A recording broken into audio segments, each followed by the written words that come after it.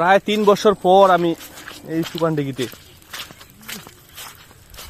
এই দেখুন অনেক সুন্দর দৃশ্য, অনেক কিছু পরিবর্তন হয়ে গেছে অবশ্য।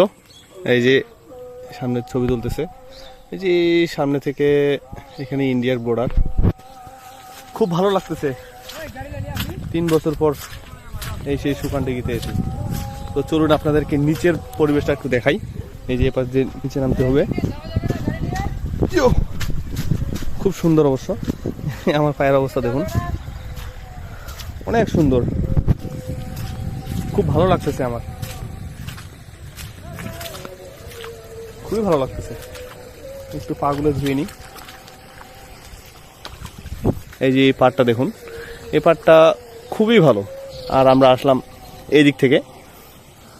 এই যে এখানে একটা পানির স্রোত, একটু আগে বৃষ্টি হলো তো পানির স্রোত দেখুন কত সুন্দরভাবে পড়তেছে, এত সুন্দরভাবে পানি। এই পানিটা দিয়েই অবশ্য ওই পুকুরটা ভরাট হচ্ছে।